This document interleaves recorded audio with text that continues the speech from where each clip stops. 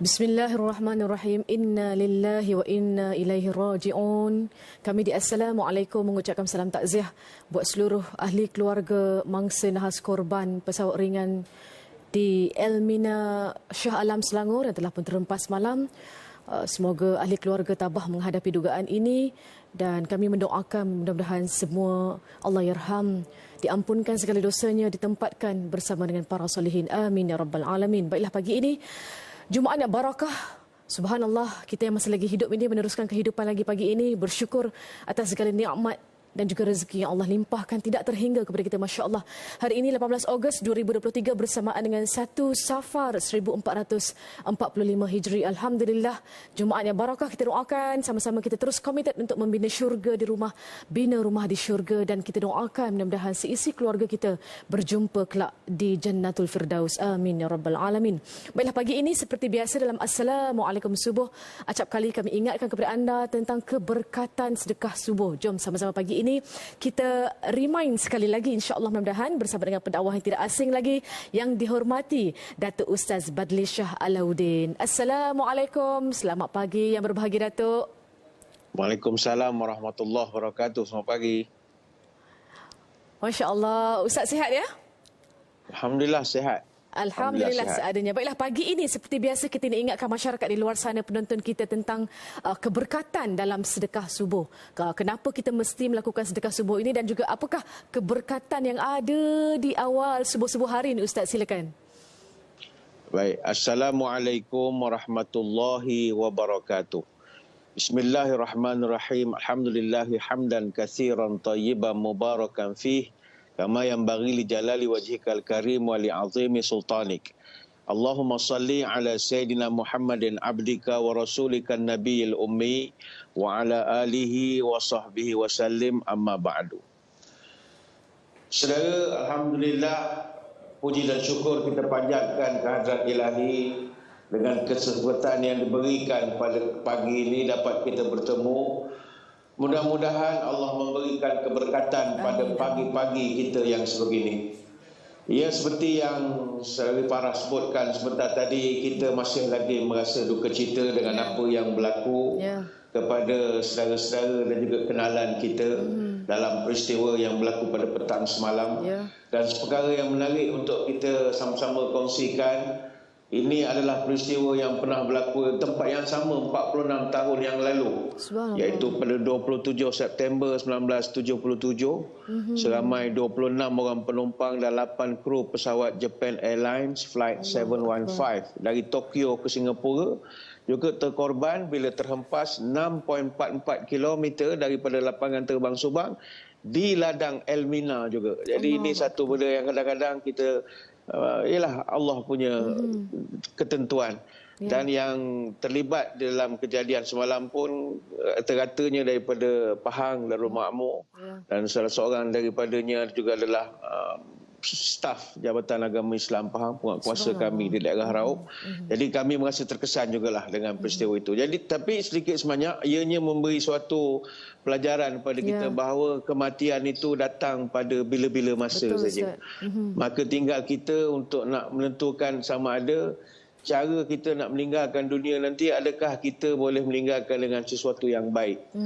Jadi pagi-pagi sebegini sesuai kalau kita menghayati ada satu hadis yang mana Nabi sallallahu alaihi wasallam pernah menerangkan, tasaddaqu walau bitamratin fa innaha tasuddu minal ja'i wa tudfi'ul khati'ah kama yudfi'ul ma'un nar. Bersedekahlah kata Nabi, walaupun hanya dengan sebiji kurma saja kamu sedekah. Sebab sedekah ini boleh menyebabkan orang lapar jadi kenyang dan boleh memadamkan dosa kamu sebagaimana air memadamkan api. Ada sahabat yang bertanya, kami ni miskin ya Rasul, satu biji kurma pun tak mampu. Kata Nabi, tak apa, fattaqun nar walau bisyikki tamratin.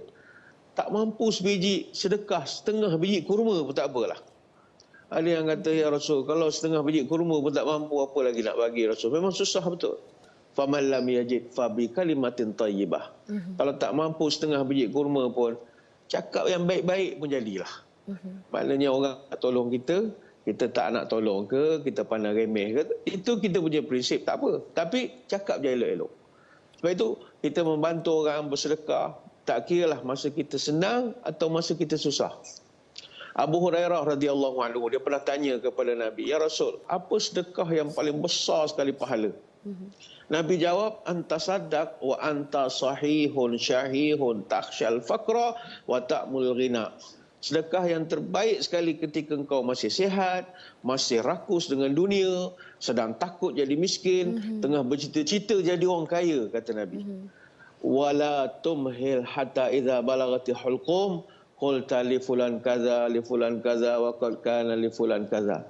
Dan Nabi sebut, jangan kau nanti bersedekah apabila sampai masa kau tundakan itu, sampai nyawa dah sampai di tenggorokan, barulah kau terhegeh-hegeh nak mengatakan, oh, harta aku di A ni untuk orang sekian, tanah aku di B ni untuk sekian.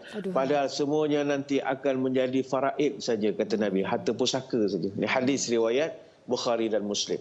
Sebab itu, saudara-saudari, jangan jadi orang kerekut dan tamak. Menolong orang kita tak hendak, menimbun harta tak agak-agak, orang miskin kita buat-buat tak nampak, hati busuk perangai tak jedak.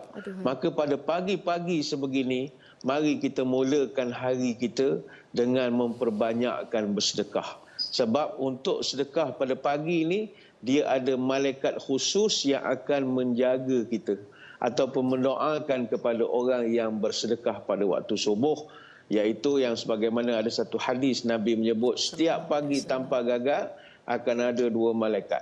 Satu malaikat mendoakan keberkatan pada orang yang sedekah, satu lagi malaikat mendoakan kehancuran untuk orang yang kedekut. Sebab itu waktu-waktu yang lain kita boleh bersedekah, tetapi tidak disebut tentang ada malaikat khusus mendoakan. Jadi subuh sebegini dia berbeza dengan waktu-waktu yang lain. Jadi kepada yang ada kemampuan pada pagi-pagi begini, membantulah, bersedekahlah. Kerana kita tak tahu bilakah kematian ataupun ajal kita. Siapa sangka kita boleh meninggal pada waktu-waktu yang kita tak pernah terfikirkan. Ada orang meninggal dalam keadaan, walaupun dia sihat, selalu buat medical check up setiap bulan, tapi cara kematian itu tak ada orang boleh jangka. Jadi ini menjadi satu pelajaran lah kepada kita. Subhanallah, Masya Allah. Jadi kita yang masih lagi hidup ni Ustaz, perlu terus memperbaiki diri kita dan kumpul segala amal kebaikan kita, insya-Allah. Mudah-mudahan bekalan kita di sana itu yang akan membantu kita. Subhanallah. Baiklah, yang berbahagia Ustaz, kami nak tahu juga Ustaz, dalam bersedekah ini tentunya kita mengharapkan ganjaran pahala yang berterusan dan juga mampu memberi manfaat kepada orang lain juga Ustaz. Jadi contohnya seperti pagi ini amalan infak bagi sekolah agama rakyat. Apa yang boleh kita lakukan? Apa yang telah pun dijanjikan oleh Allah untuk kita, subhanallah. Baik, terima kasih. Kami daripada Yayasan Al-Ikhlas, kami ini sebuah NGO kemanusiaan lah, yang tugas kita antaranya nak menghulurkan bantuan kemanusiaan untuk misi bantuan bencana, kita bina sekolah-sekolah untuk di pedalaman, surau, bantu pesakit dan macam-macam. Jadi kita nak kongsikan berkenaan tentang projek sekolah agama rakyat Al-Ikhlas di Kampung Kilugus, yang alhamdulillah telah pun siap sepenuhnya, dah masuk segala kelengkapan, keperluan perabot sejak daripada Februari 2023 yang lalu. Ini berkat daripada sumbangan para penonton kita. Terima kasih banyak. Dan seramai 12 orang guru telah pun berjaya ditempatkan di sekolah agama ini untuk mendidik anak-anak kita di pedalaman. Jadi sebelum ni tanah ni kosong, penuh dengan belukar. Sekarang ni alhamdulillah seperti yang kita boleh lihat dalam visual, dah ada bangunan yang dibina, dah ada cikgu yang mengajar. Jadi terima kasih sekali lagi, kita nak wawarkan terima kasih kepada para penyumbang. Cuma perkembangan terkini untuk sekolah agama rakyat Al-Ikhlas, kita merancang untuk memasang sistem solar, yang mana kita akan sediakan sistem solar elektrik di setiap bangunan sekolah untuk menampung keperluan elektrik. Sebab kita nak langkah-langkah penyematan lah penggunaan elektrik yang ditanggung, yang menelan perbelanjaan yang memang tinggi saban hari. Jadi ayuh bersama-sama dengan kami menyokong usaha yang dilaksanakan oleh Yayasan Ikhlas ini untuk menyediakan sekolah yang dapat memberi manfaat pendidikan bukan sekadar kepada anak-anak yang duduk di kampung itu, tetapi anak-anak di pedalaman, di kampung berdekatan. Matlamat kita supaya tak nak anak-anak ini tercecer dalam pembelajaran agama. Dan percayalah saudara-saudari sekalian, membantu anak-anak sekolah ini, pahala kita sangat berpanjangan. Sebab ilmu ni dia satu benda yang tak pernah habis. Kalau kita membantu orang memberi makan, misalnya memberi makan orang miskin, memberi makan orang susah. Ketika dia lapar, kita kenyangkan, kita dapat pahala. Masya Allah. Tapi bila makanan tu dia lapar balik, habislah dia punya manfaat. Tapi kalau ilmu, dia tak pernah habis. Kita ajar anak-anak yang sedang meredah bloka semak ni, datang belajar Fatihah misalnya. Masya Allah. Dia dapat ilmu, tak akan hilang Al-Fatihah itu. Tak adalah orang bila dapat ilmu dia akan hilang ilmu, tak ada. Apatah lagi dia ajar pula nanti ilmu tu kepada orang lain. Jadi makin lama makin dapat manfaat. Sebab itu kita nak bagikan selesa lagi kepada anak-anak ini. Kita nak bagi dia belajar elok-elok. Dan insya-Allah situasi di Sabah khususnya dia tidak sama dengan kita di Semenanjung ini. Sebab mereka ini kebanyakannya negeri Sabah kan lebih besar daripada negeri Pahang lagi, begitu luas sekali. Jadi cabaran khususnya di pedalaman itu lebih daripada kita. Penduduk-penduduk asnaf ini ada yang tidak pernah merasa apa yang kita sedang rasai sekarang. Jadi kita nak bantu mereka lah. Khususnya dalam menghadapi kesukaran untuk nak pergi ke sekolah. Jadi kita nak merayu pada pagi ini kepada para penonton, jom bantu anak-anak pedalaman kita di Sabah ini, insya-Allah. Baiklah, kita akan berhenti rehat seketika. Insya-Allah kita nak tahu dengan lebih lanjut juga tentang masyarakat di sekeliling, bagaimana agaknya sambutan, responnya, dan juga kita nak berbalik kepada keberkatan dalam bersedekah pada waktu subuh ini. Selepas ini dalam Assalamualaikum Subuh.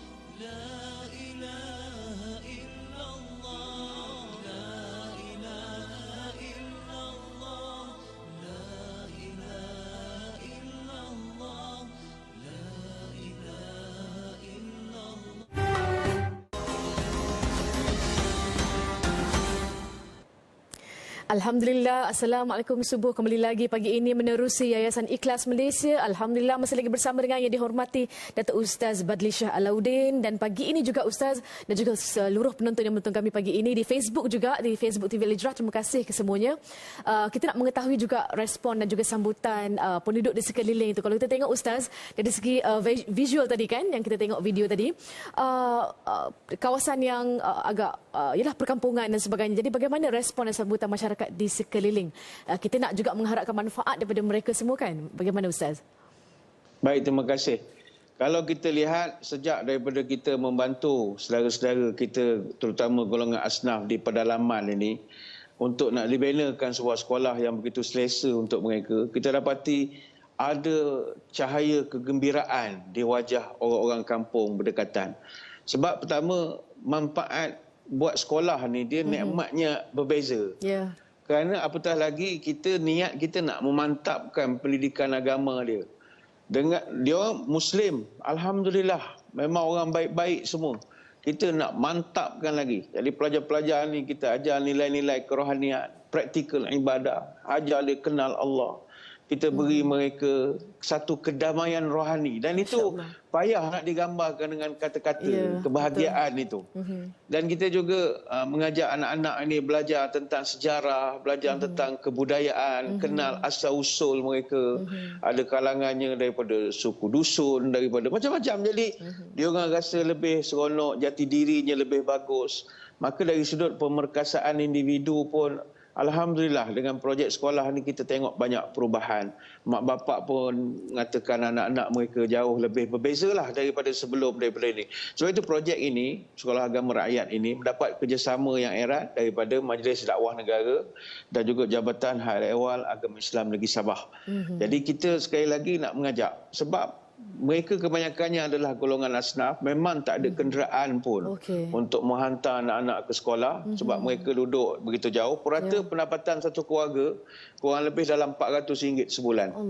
Ada sekolah yang disediakan agak jauh tapi tak dapat nak menampung bilangan murid yang begitu ramai. Jadi kita tidak mahu anak-anak di kampung ini, terutama golongan asnaf, tercecer daripada pembelajaran dia kerana jarak itu. Jadi atas faktor kesusahan keluarga ini yang kita merancang untuk nak buatkan sekolah ni lebih baik lagi. Jadi untuk yang terbaru, kita nak buatkan satu sekolah pula yang manfaat pendidikannya kepada 4 buah kampung, iaitu Kampung Jagus, Kampung Lambidan, Kampung Tanjung Haru dan Kampung Sangkabuk sendiri. Jumlah penduduk ada lebih kurang dalam 500 orang.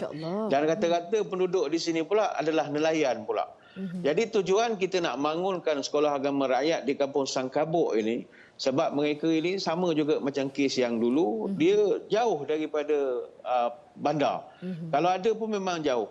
Jadi untuk pembinaan sekolah di Sangkabuk ini, Yayasan Ikhlas memerlukan dana sebanyak 1.5 juta. Alhamdulillah setakat ini dana yang kita terima, terima kasih kepada para penyumbang, kita ada sebanyak RM100,000.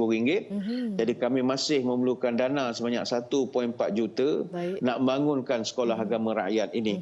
Jadi Yayasan Ikhlas sekali lagi menyeru kepada seluruh penonton, sama-sama bantu kami untuk bangunkan Sekolah Agama Rakyat di Kampung Sangkabuk supaya anak-anak di pedalaman ini boleh belajar dengan keadaan yang baik dan selesa. Dan percayalah, ini adalah pencen kubur kita. Sebab anak-anak ini dengan ilmu dia semayang, dia beramal, dia mengajar pula orang dengan ilmu yang didapat di sekolah ini. Percayalah, dia jadi multiplier effects kepada kita. Bayangkan infak kita ini. Asbab orang jadi baik, orang jadi berguna, orang jadi beramal kerana kita bantu dia dapat satu ilmu yang jelas-jelas merupakan wakaf yang tak akan hilang selama-lamanya berbanding kita buat bangunan, binaan dan sebagainya. Jadi sekali lagi kepada para muslimin, muslimat, jangan belengah, bantu anak-anak ini. Sedang rebung baik dipatah, jadi buluh melepuh jari. Anak kalau tidak dilatih, kalau besar nanti kita letih. Jadi daripada kecil kita latih mereka. Dengan anak janganlah alpa supaya malu tidak menimpa. Kalau banyak berlebihan suka, itulah tanda hampir duka. Supaya anak menjadi orang, tunjuk ajar jangan kurang. Supaya anak jadi manusia, tunjuk ajar sehabis daya. Supaya anak hidup selamat, ditunjuk ajar sehabis penuh minat. Supaya anak tidak terlantar, kecil dididik, besar kita ajar.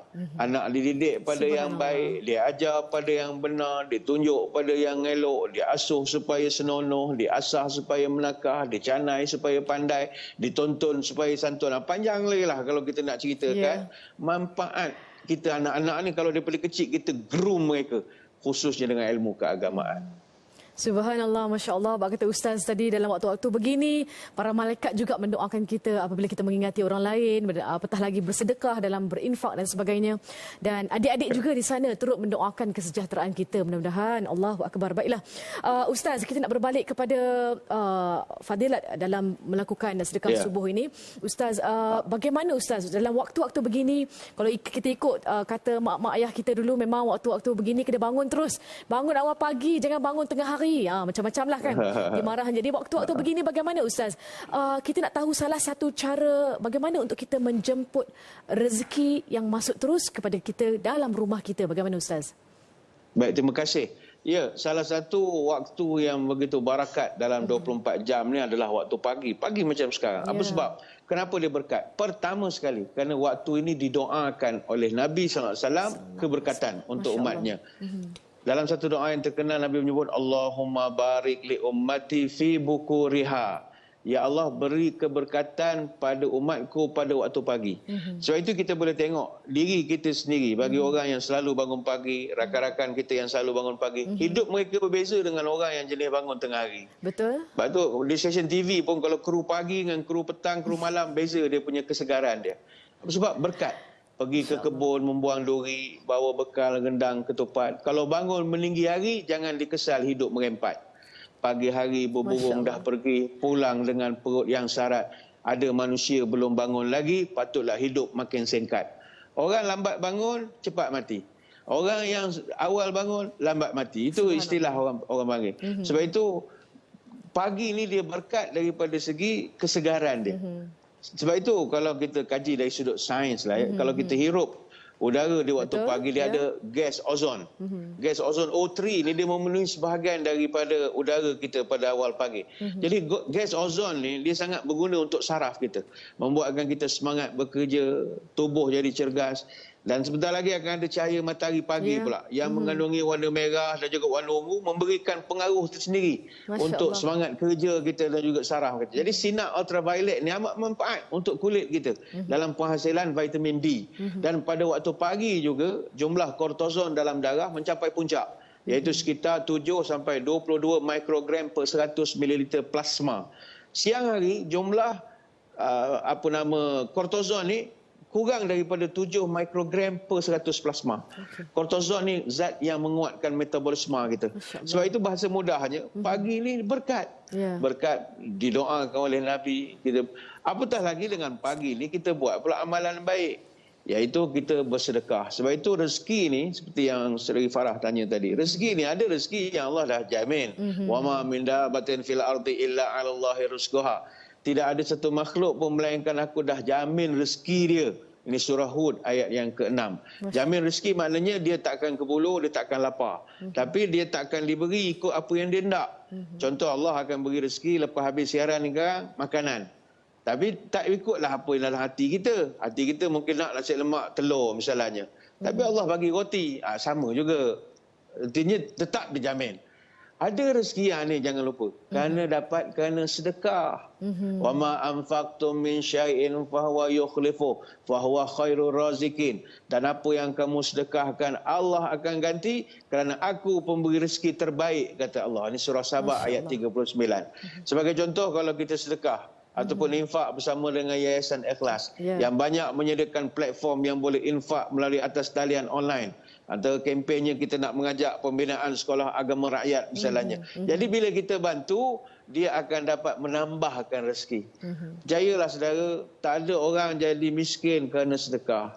Dan takkan orang jadi kaya kerana perangai kedekut. Tak ada. Kita tak jumpa lagi ada orang kaya kerana kedekut. Dan tak ada orang jadi miskin kerana banyak bersedekah. Tak ada.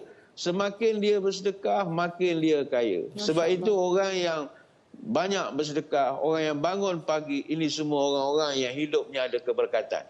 Saya tertarik tentang hal bangun pagi ni.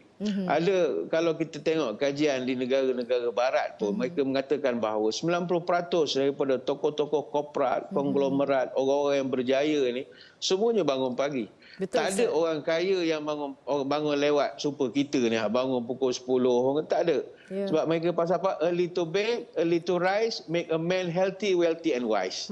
Kita tidur awal, bangun awal, boleh menjadikan kita kaya, sihat dan lebih cerdik daripada orang yang bangun lambat dia. Itulah berkat dia lah waktu pagi ni, insya-Allah. Masya-Allah, jutaan terima kasih Ustaz atas perkongsian segala ilmu, tausiah, nasihat, pesanan kepada kami semua pagi ini tentang keberkatan sedekah subuh pagi ini. Alhamdulillah, terima kasih yang dihormati Datuk Ustaz Badri Shah Alauddin, pendakwah yang tidak asing lagi. Terima kasih sekali lagi Ustaz. Jumpa lagi insya-Allah di masa-masa akan datang. Insya-Allah. Insya-Allah. Insya-Allah. Insya-Allah. Assalamualaikum warahmatullahi taala wabarakatuh. Waalaikumsalam warahmatullahi wabarakatuh. Terima kasih Ustaz, Masya Allah. Sekian saja untuk Assalamualaikum subuh pagi ini. Allahu Akbar. Itulah dia keberkatan dalam kita bersedekah waktu subuh, segala amalan yang kita lakukan, bangun di waktu pagi dan sebagainya, Masya Allah. Tapi risau juga tadi, bila Ustaz dah mula jual pantun, saya nak beli tu, Allah, fail nanti. Baiklah, jangan lupa selepas ini, tentukan anda terus menonton kami, terus setia menonton kami di TV Al-Hijrah. Jumpa lagi selepas ini dalam Assalamualaikum.